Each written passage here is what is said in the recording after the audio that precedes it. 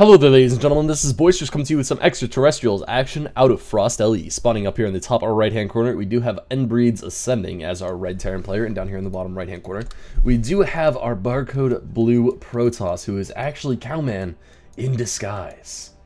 He likes to be sneaky some days, especially on the European server, so he decided to just be a barcode. Because, I mean, who wants people to be able to figure out who they are on StarCraft? That just doesn't make any sense. Man, barcodes. I kind of understand the point behind them, but not really. No, I really don't.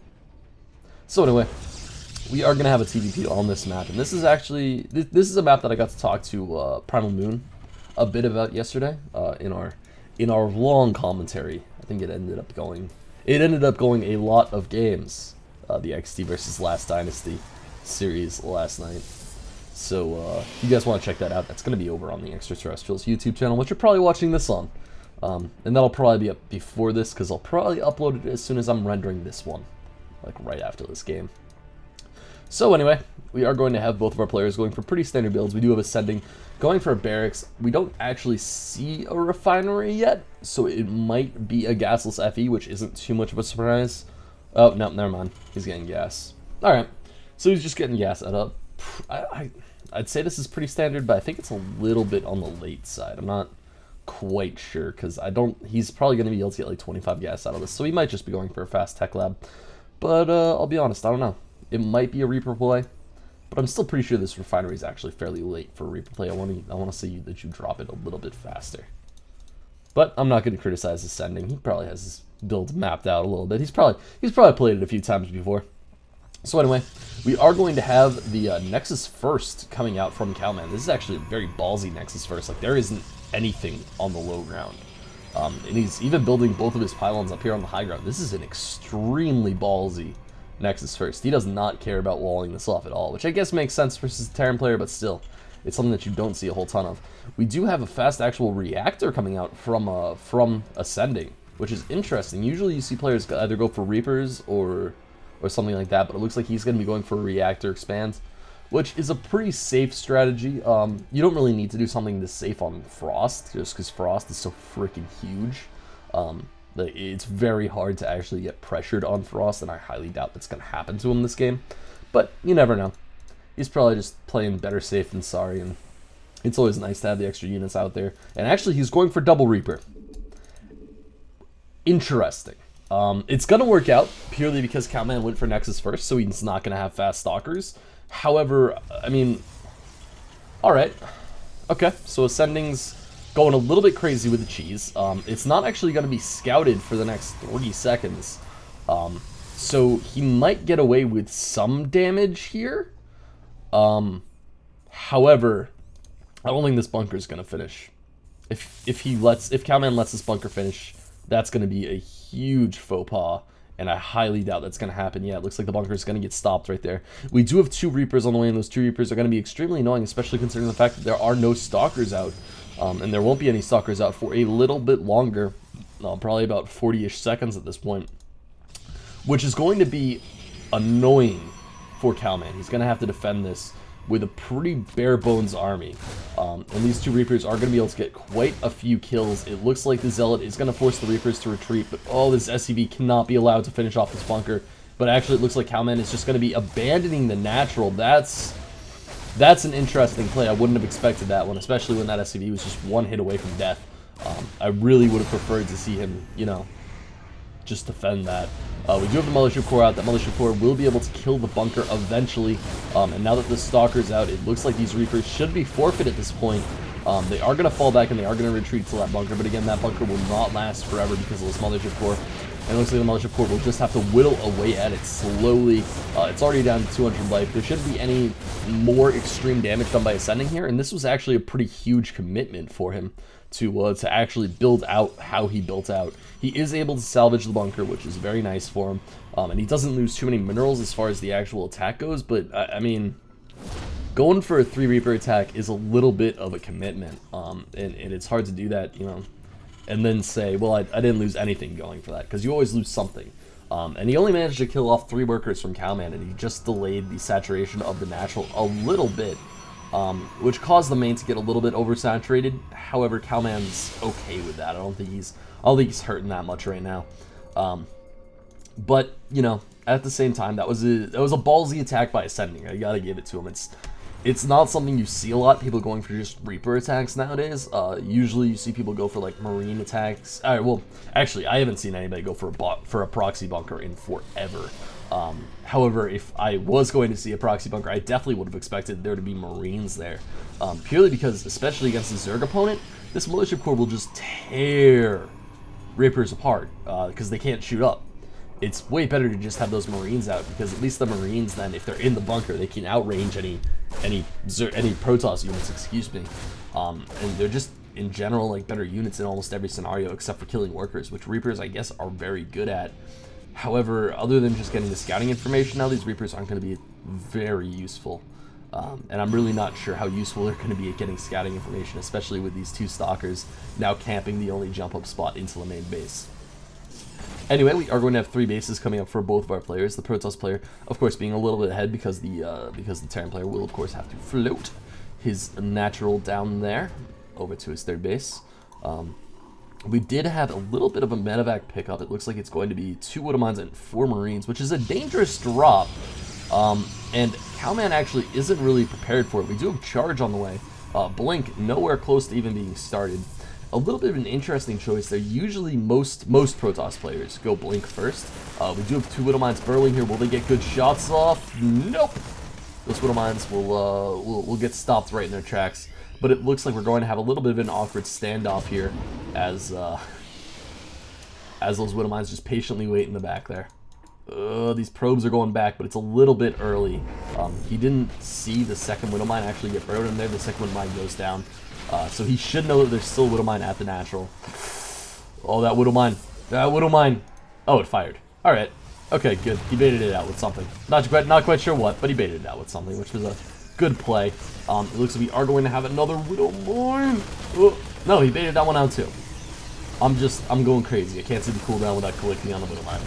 Well, that's fun. Looks like we are going to have 4 Stalkers warping in, and that's going to be the end of this attack. Does he have an Observer out? He doesn't have an Observer out. Oh, that Widow Mine just got quite a few kills. Up to 7 kills on that Widow Mine. That is bothersome to say the least. It looks like it will get picked off, but that was a very nice Widow Mine explosion right at the end there. Which actually puts Ascending in a pretty good situation. It looks like this Widow Mine only got 1 more kill. So nothing too extreme on the one in the main, but that one in the natural did a lot of work. It looks like up to 14 probes killed for Ascending, which puts him in a much better spot than he was in. He's still behind as far as, like, you know, bases go. He is now just getting his base, and if we look at the units count, he's actually ahead on workers, so I completely lied there. That was a complete falsehood that I just fabricated for you people. It looks like we are going to have a Hellbat. Hellbat's currently coming down from Ascending, along with Banshees. Interesting. He's definitely transferring into a lot of different stuff. It looks like it is going to be a tech switch out of him, which isn't too much of a surprise, especially considering what he's doing with his barracks at this point. He is going to be going up to 5 factories there, and I'm really not sure. I haven't seen a whole ton of tech come out, at least versus Protoss players recently. I know it's been a much more popular way of dealing with TDZ, especially in the Korean leagues. I know that everybody in the SPL is doing it, has been doing it lately, especially Flash. I saw there was an ace match between Flash and Dongray-gu where Flash went for mech and just wrecked DRG. I mean, DRG was like 1 fucking growth away from winning it, but he just missed it. It was sad. It was very sad. Anyway, spoilers for SPL right there. It looks like we are going to have Infernal Pre-Igniters coming out, which is going to be a nice upgrade for those Hellbats. Going to let them tear through those Zealots a lot more. Because, of course, Infernal Pre-Igniters are quite a bit better. So, yeah.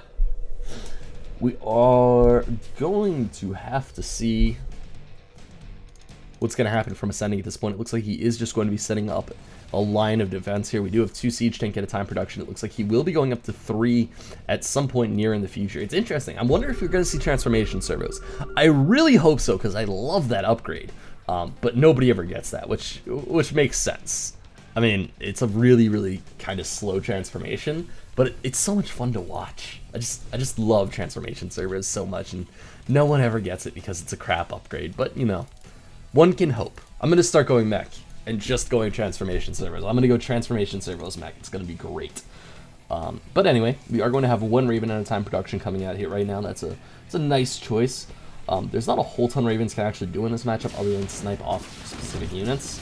However, you do kind of want one just in case of DTs, because DTs can get a little bit rough. It looks like we are going to have a feedback on that Banshee, sniping it off those High Templars, not taking any shit from that Banshee. And we actually have quite a few High Templar from Cowman at this point, which is a reasonable idea. He is going to be able to snipe off quite a few drops. Really, if any drop tries to happen right now, he's going to be able to pick it off pretty easily with these High Templar. We do have Cowman actually expanding one base ahead of his opponent. He's going up to 4 bases at this point. This is a little bit of an early expand. I'm not quite sure if he's going to be able to saturate this base soon, because I don't think he really wants to build up much past 80 drones, or 80 probes, excuse me. So he's going to be able to saturate this base like halfway, but unless he really overcommits to drones, I don't think it's going to get any further than that. But anyway, you know, he can kind of do whatever. It looks like Ascending has the much higher army supply at this point.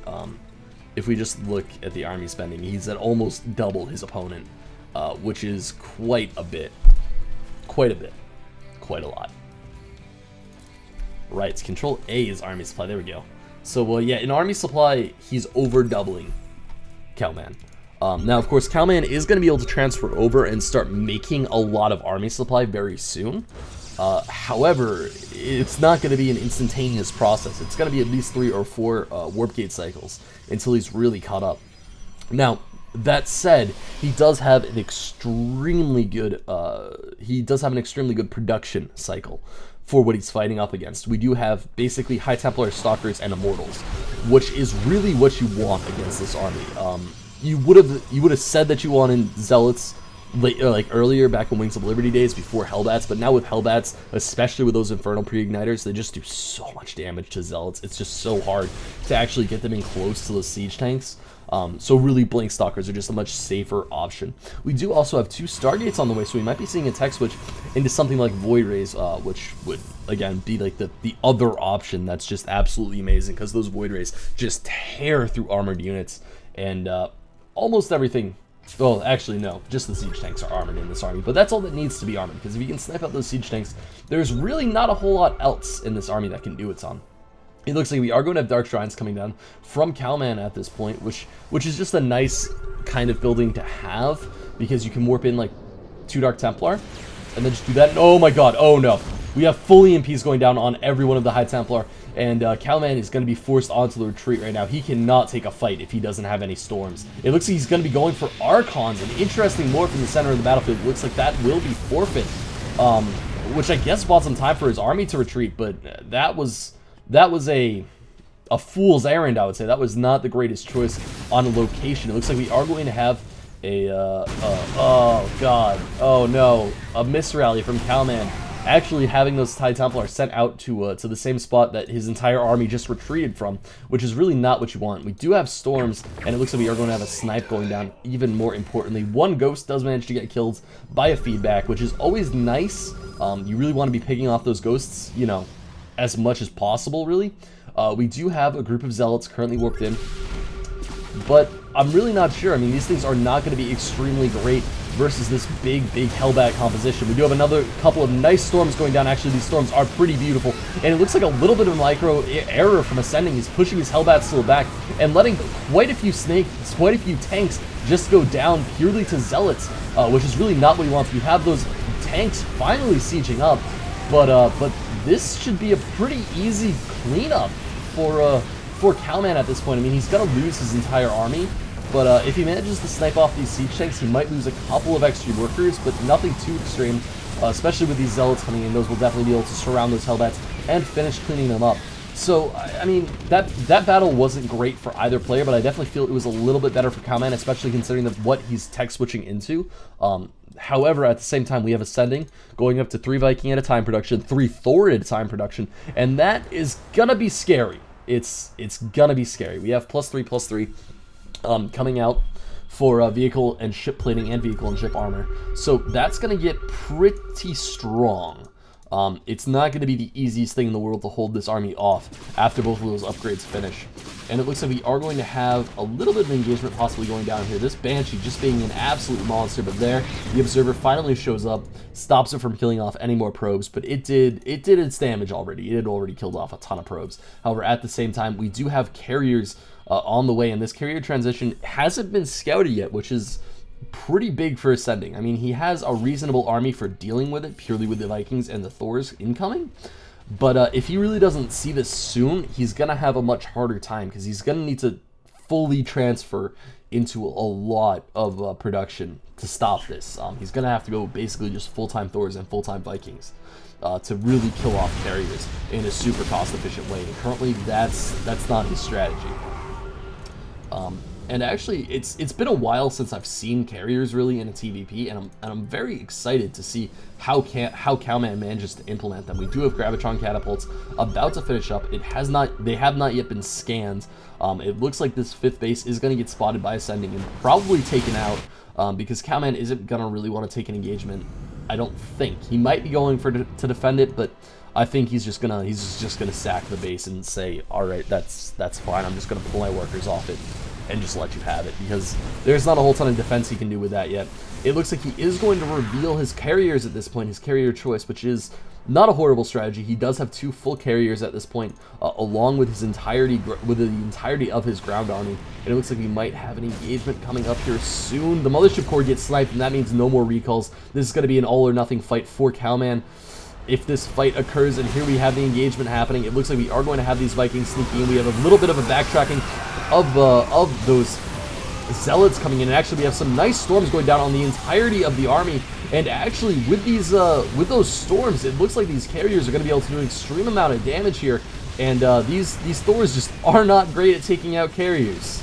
They really aren't. Splash damage, not good against carriers. He could have used an assault mode Thor there, but he just didn't transfer it in time. So instead, we are going to have those 2 full carriers surviving, another 2 of them joining up, and we're just going to basically keep up on 2 carrier at a time production. I think that's going to be the bulk of Cowman's army at this point, which is interesting. Again, I mean, you don't see carriers a whole ton anymore, but they can definitely be good units. If you get a good enough number of them, they can get their work done. However, the only issue for him is that I don't believe that he has no plating upgrades. He has 1 shield upgrade, but there's really no air upgrades. I mean, he has +2 attack, which is reasonable, and he has +3 on the way.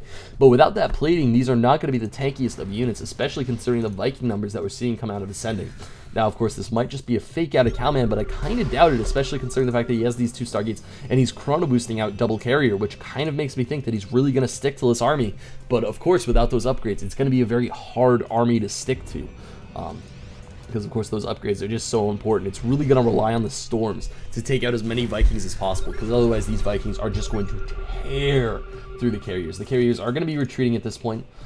There are up to 6 in their numbers. There's only enough money for 2 more now to be produced. These carriers, of course, do a ton of damage. However, if they get sniped, suddenly their numbers start to plummet as far as damage goes.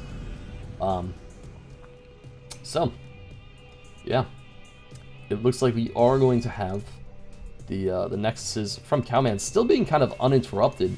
I mean, we finally have a 4th base coming up from Ascending at this point. However, this 5th base, excuse me, is a 5th base. Okay, so he's going up to even bases. This is much later than Cowman's 5th base, but he did manage to snipe Cowman's 4th once. So that was a nice trade-off.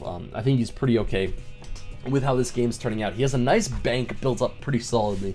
A little bit too much gas, but, you know, I think that was just an issue with having to switch from a lot of Raven production over to just straight Vikings, because Vikings don't cost the gas nearly that Ravens cost. It looks like we are going to have this massive air army starting to get a little bit more menacing, especially as we have more Vikings producing, along with more Ravens. I mean, these Ravens are going to get pretty strong. We have the point defense drone upgrades coming in, and we do have also the upgrade for the Corvid reactor, which will allow these Ravens to be a lot more efficient. I'd be a little bit surprised to not see some Seeker missiles in the next battle, because Seeker missiles do quite a bit of damage. But at the same time, I'm not sure. I mean, I could see Seeker Missiles happening, but at the same time, I think these point defense drones do stop interceptors from doing a whole ton of damage, which is always important. We're actually up to 4 carrier at a time production, and this 4 carrier at a time production is going to be rough for Ascending to have to deal with. Because I mean it's gonna be hard to out micro against 4 carriers, because 4 carriers just do so much damage. I mean, if you look at them, they do 16 DPS times 8. They do a lot of damage, like a solid over 100 damage per second, and they're scary units. It looks like we are going to have these carriers moving in. They do manage to pick off a missile turret, excuse me. A recall does go down. They managed to snipe off 1 carrier, which is pretty nice. This Archon being a little bit lonely, just trying to kill off the planetary fortress, but that's not gonna work, Archon. You should know that's not gonna work, man. It's a lost cause right there. But without further ado, I mean, we have Cowman continuing to build up his carrier force, which is pretty much all he can do at this point. I mean, it would be hard to tech switch into anything else, and it would be hard to tech switch into anything else that would work in the remainder of this game. He really just needs to catch Ascending kind of off guard, and he does have basically a full up army at this point. He's going to sack his 4th base just to build up more interceptors, because he does need as many interceptors as possible. But we do have a recall coming down. Looks like he recalled right to his 5th base. Not a horrible choice, and he should be able to get a pretty good engagement here. How many storms does he have? That's my question. Where are the storms? Does he have any storms? Oh yeah, he does. Okay, so he has quite a few storms actually, and oh my god. Oh my god, the carriers. Wow. Alright, the carriers doing quite a bit of damage. It looks like we are going to have all the High Templars getting sniped, but at the same time, and this is actually new to me, point defense drones do absolutely nothing to carriers. I really thought they did something. I thought that was the reason why Ascending was building so many. But they don't. They don't do anything. They're completely useless. So Ascending actually losing a fight by a landslide there, and completely cutting Raven production.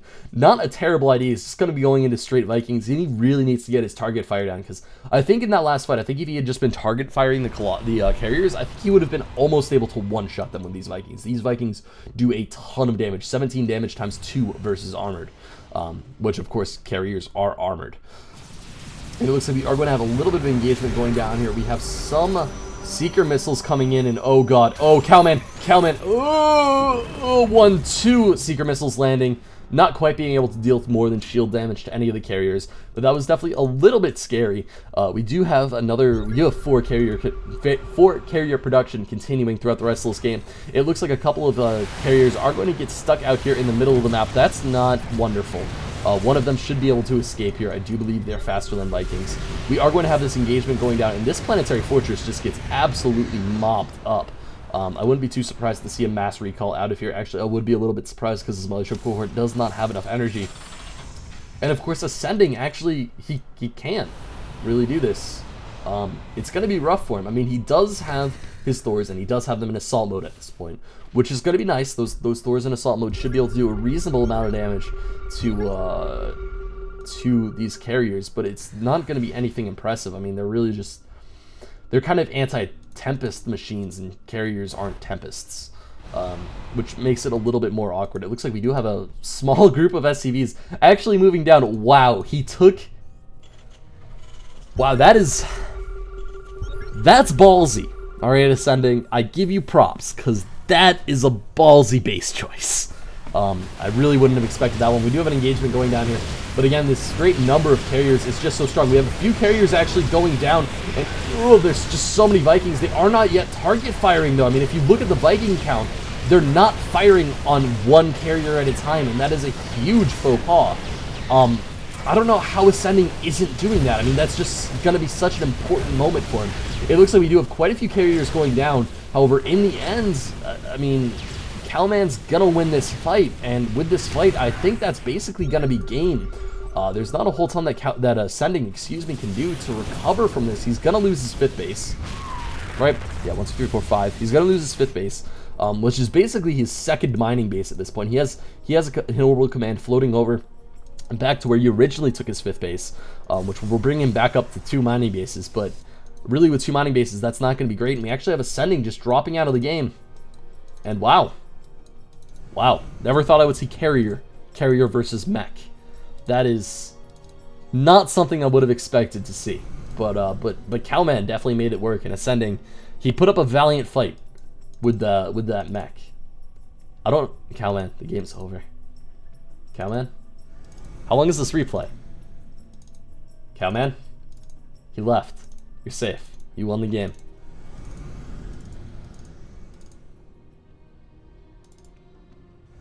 He'll figure it out. I believe in Cowman. I believe in him. If you look in the players tab, there's no more players. There we go. And now Cowman has left the game. He decided to make a couple more carriers. He didn't want to leave his carrier bros out in the cold without some more friends. So anyway, guys, this has been Boisters. You can check out all of my stuff over on youtube.com/user/boisterssc2. You can also go check out youtube.com/extraterrestrials, spelled XTRASTERRIALS. God, that is a hard word to spell. Man, I felt like I was just in a spelling bee. Also, go check out xt.gg. It has links to all of our streamers and all that stuff. We will be participating in the Top Dog tournament tomorrow, so be sure to check that out. Also, be sure to watch Cowman play against Scarlet tomorrow in a best of 5, and wish him luck. It's gonna be a match. It's gonna be. I feel like if anyone has a chance on XT, it's gonna be Cowman. And I'm very happy to see him really playing against such a big name player, because even if he can take one game, that is going to be a proud moment, because Scarlet is scary good. So anyway, guys, this is Boisterous, signing out.